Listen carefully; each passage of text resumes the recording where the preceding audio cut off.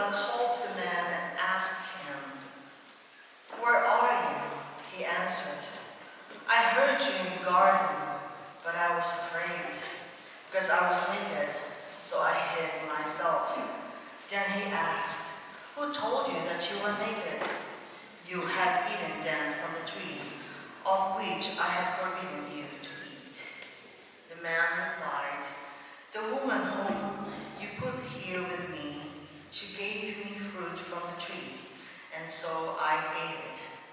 The Lord God then asked the woman, "Why did you do such a thing?" The woman answered, "The serpent tricked me into it, so I ate it." Then the Lord God said to the serpent, "Because you have done this, you shall be banned from all the animals and from all the wild creatures.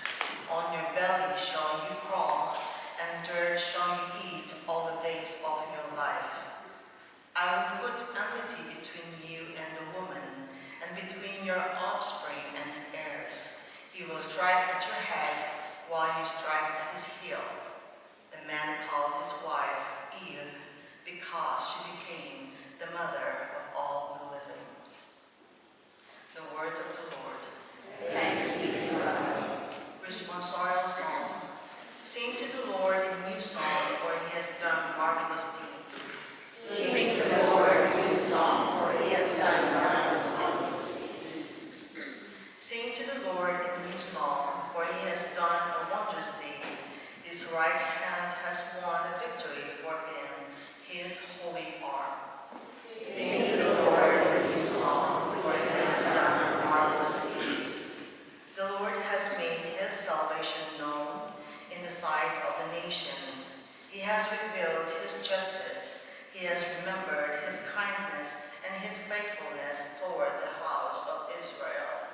Sing to the Lord a new song, for he has done marvelous deeds. All the ends of the earth have seen the salvation by our God. Sing joyfully to the Lord, all you lands. Break into song, sing praise. Sing to the Lord a new song, for he has done marvelous deeds.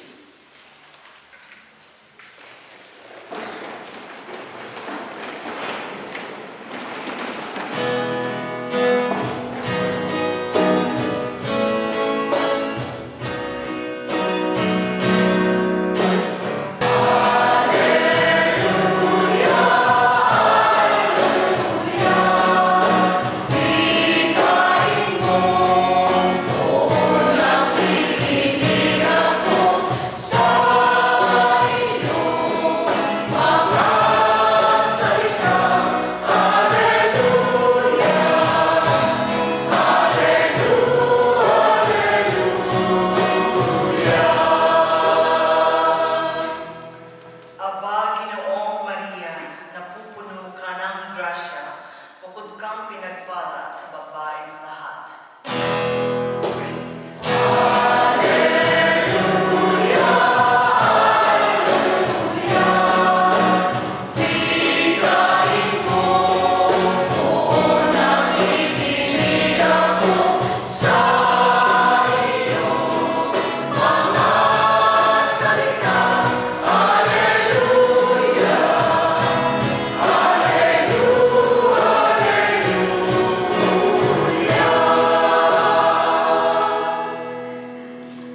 The Lord be with you. And with your spirit. Reading from the Holy Gospel according to Luke. Glory to you. The angel Gabriel was sent from God to a town of Galilee called Nazareth, to a virgin betrothed to a man named Joseph, of the house of David, and the virgin's name was Mary. And coming to her, he said, "Hail, full of grace, the Lord is with you." But she was greatly troubled at what was said, and pondered what sort of greetings this might be. Then the angel said to her, "Do not be afraid, Mary, for you have found favor with God. Behold, you will conceive in your womb and bear a son, and you shall name him Jesus. He will be great and will be called the Son of the Most High, and the Lord God will give him the throne of David his father, and he will rule over the house of Jacob forever, and of his kingdom there will be no end." But Mary said to the angel, "How can this be, since I have no relations with a man?" And the angel said to her in reply, "The Holy Spirit will come upon you, and the power of the Most High will overshadow you. Therefore, the child to be born will be called Holy, the Son of God.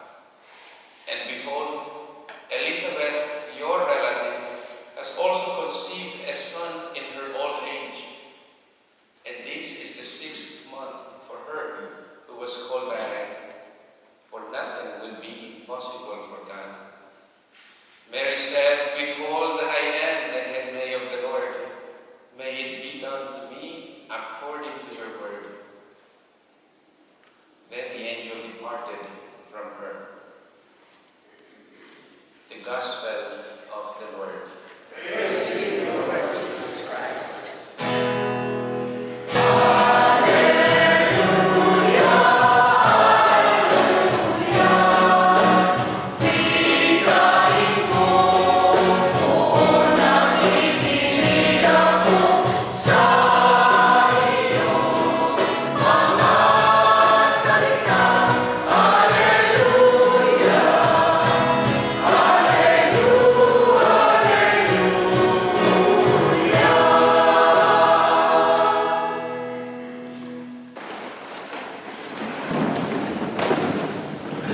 Good morning. Magandang umaga po. So today, we are celebrating the feast of this image, which is the image of Our Lady of the Rosary. However, it has a lot of story in the Philippines, and they call it Our Lady of Manaoag. Do you know why it's called Lady of Manaoag? Okay, you've heard that? No? So it comes from their dialect in that area of the region of the Philippines, and Manaoag means to call. To call. And that's exactly what our Blessed Mother does to us. She calls us. She does not only tell us that she's going to heal us or that she's going to love us, but she calls us. Where does she call us? To Jesus. That has to be clear. The Blessed Mother does not call us into her. She calls us into Jesus. Why? Because in the first place, Jesus is already with her. Where Jesus is, that's where the Blessed Mother is. There was a story that I had before I heard it. This is a true story. Actually, it's not a story. It was one of these messages that are given to those people who are, I would not say privileged, because these people who have this gift. It's not easy. It goes along with a long period of purification and suffering, and of course the blessing of listening to the messages. But there was this message. Oh boy, the devil is working. No, the devil is not. Okay, come in. Holy Spirit, activate. So, the message was that this missionary was asking the Blessed Mother, where can I find you and where can I see you? And the Blessed Mother said, you know, sometimes it's very sad for my Immaculate Heart to see people going all over the world looking for me. To see people that travel and go to places where there has been apparitions and where there has been healing and where there are miracles looking for me. And then she said, I am always with my Son. And so where the Eucharist is, that's where she is. You don't need to go to Lourdes. I mean, for the experience, why not?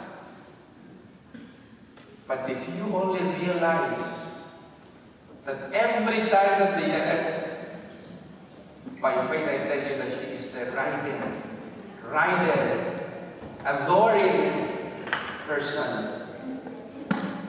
And that is the call of the Blessed Mother. The call is to come and adore her Son. Because a true and authentic Marian devotion cannot be without the Son. There is no Mary without the Son. And why is it that she was able to do that? Which is the Philippines, in this place of Manaoag, there was a lot of things that she did. And something that was very interesting for me is that most of these miracles, it was that entailed fire.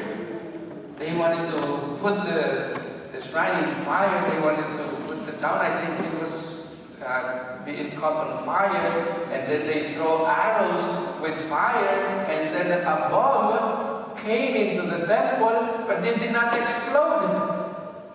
During the World War II, it did not explode. And I was wondering, and I'm like, maybe it's because she's already on fire. But her fire is not the fire that destroys. Her fire is the fire of the Holy Spirit that gives life to people.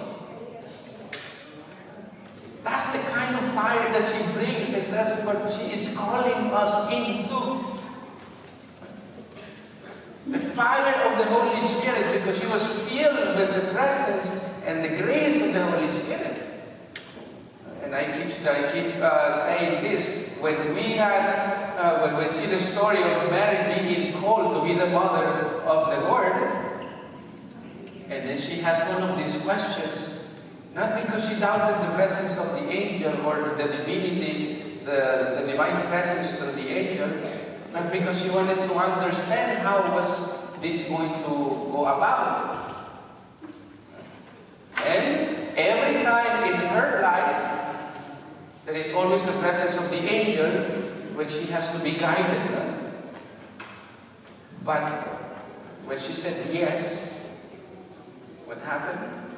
The angel departed, because there was no need for the angel anymore, because at the moment that she submit herself completely to the will of God, that's when the presence of the Lord comes, and there's no need for anything else.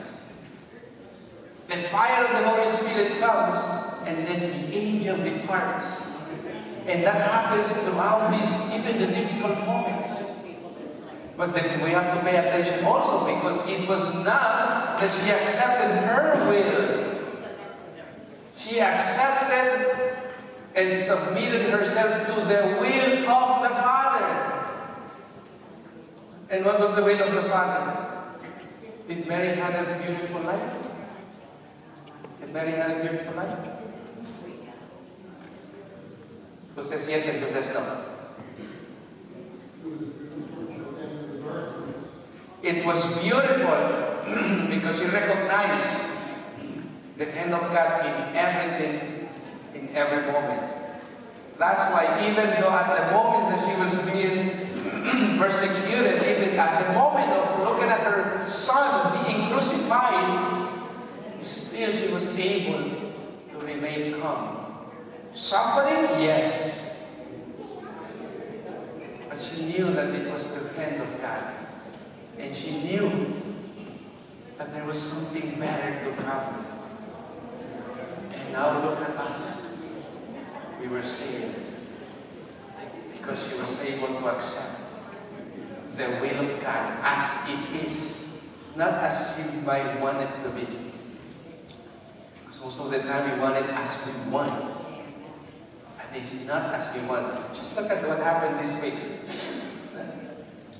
What happened in this week? Did you see the face of this cardinal when he came and he was about to say, "Habemus Papam"? I don't know if you noticed, but I was there watching him, and as soon as he came out, and I said, "Oh boy, this is going to be a surprise," because his face was like, it's not what you want, it's what the Holy Spirit wants. Because everybody was expecting this there were three cardinals who were being expected to be pope. And we were all saying, "Oh, we want this pope, this cardinal to be the pope. No, we want the other one." And see, and what happened? It is not what we want. It is what the Lord wants and how He wants it. And that's exactly the same for the Blessed Mother. When we pray the Rosary, she's calling us to pray the Rosary. She's calling us to be on fire. She's calling us to go out now and to call others to love the Lord. But we have to make sure that acceptance of the call and the will of God is not how I want it, but how the Lord wants it to be done.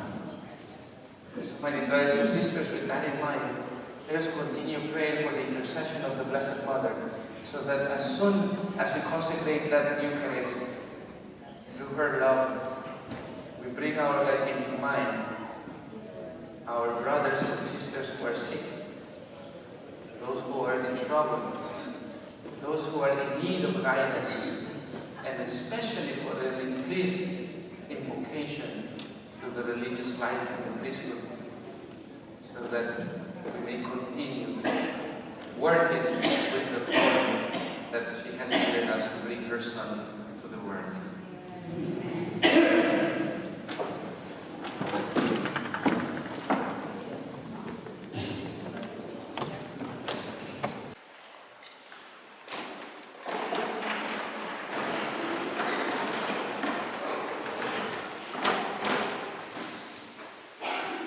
Let us turn to God with our prayers for ourselves and for our world in intercession of the Blessed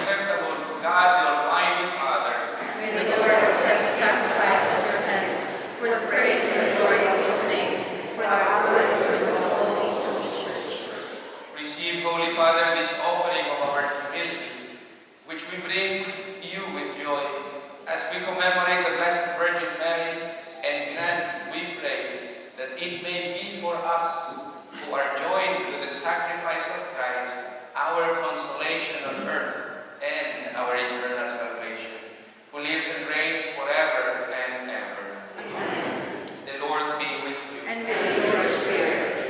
Lift up your hearts. We lift them up to the Lord. Let us give thanks to the Lord our God. It is right and just. It is truly right and just, our duty and our salvation, to praise your mighty deeds in the exaltation of all the saints, and especially as we celebrate the memory of the Blessed Virgin Mary, to proclaim your kindness as we echo her thankful hymn of praise.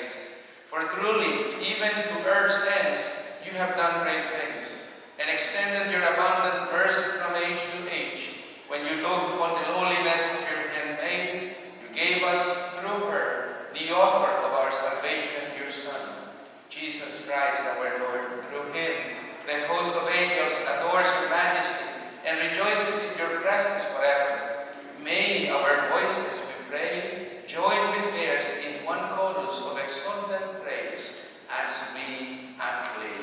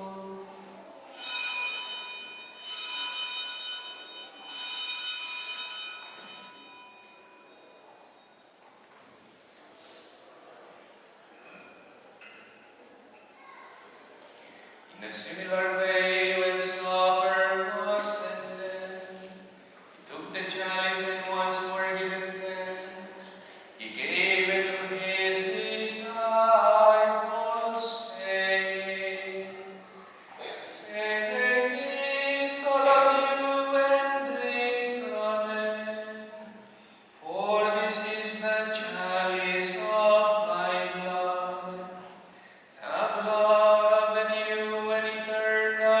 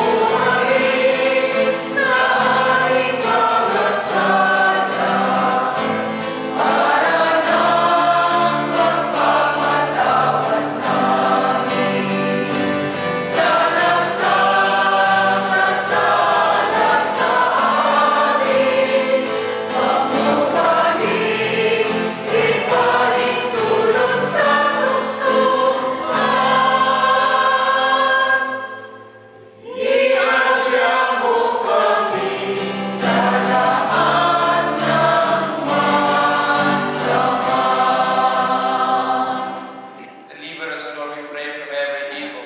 Graciously grant peace in our days, that by the help of your mercy, we may be always free from sin and safe from all distress, as we await the blessed hope and the coming of our Savior, Jesus Christ.